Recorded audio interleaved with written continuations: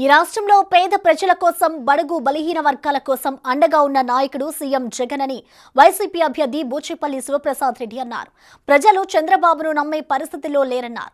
మాట మీద నిలబడే వ్యక్తి జగన్ అని, మాట తప్పే వ్యక్తి చంద్రబాబు అని విమర్శించారు. దర్శి నియోజకవర్గంలోని పలు గ్రామాల్లో జిల్లా పరిషత్ చైర్పర్సన్ బూచేపల్లి వెంకయ్యమ్మతో కలిసి ఆయన ఎన్నికల ప్రచారం నిర్వహించారు.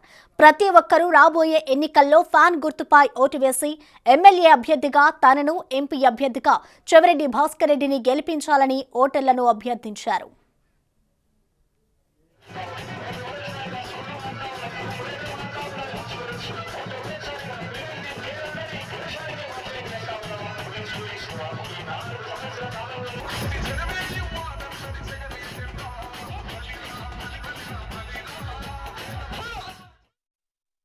ఓదార్పాత్రలు కానీ పాదయాత్రలు కానీ ప్రజల కష్టాలు నష్టాలు తెలుసుకొని ఈ రాష్ట్రంలో పేద ప్రజల కోసం అండగా ఉండటం కోసం జగన్ ఎన్నో సంక్షేమ పథకాలు ప్రవేశపెట్టి నవరత్న పథకాల ద్వారా పేదలందరికీ దగ్గరయ్యి ఈ రాష్ట్రంలో గత ముఖ్యమంత్రులు ఎవరో చేయని విధంగా అన్ని సంక్షేమ పథకాలు ప్రతి ఇంటికి తలుపు తట్టి జగన్ అభివృద్ధి పథకాలు సచివాలయాల ద్వారా, వాలంటీర్ల ద్వారా 100% హామీలు నెరవేర్చిన దమ్ము, ధైర్యం, సత్తా ఉన్న ఏకైక ముఖ్యమంత్రి ఈ రాష్ట్రంలో వైఎస్ జగన్మోహన్ చెప్పి సభావంతులు చేస్తున్నా.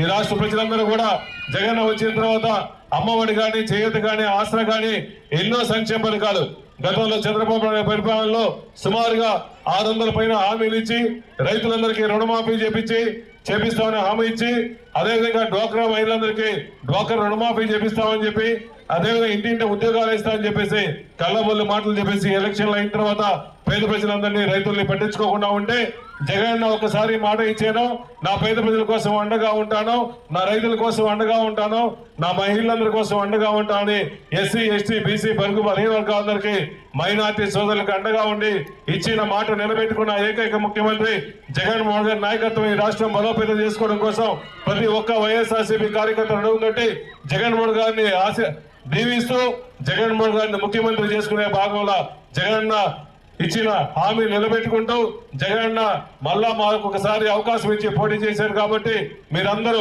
కలిసిమెలిసి కులాలకి, మతాలకి, పార్టీలకు అతీతంగా, వర్గాలకు అతీతంగా గతంలో నాన్నగారిని అభిమానించి మంచి మెజార్టీతో గెలిపించారు. 2009లో మంచి మెజార్టీతో నన్ను గెలిపించారు. మీ అందరికీ నాన్నగారు, మేము అంతా చిరపరిచితులమే.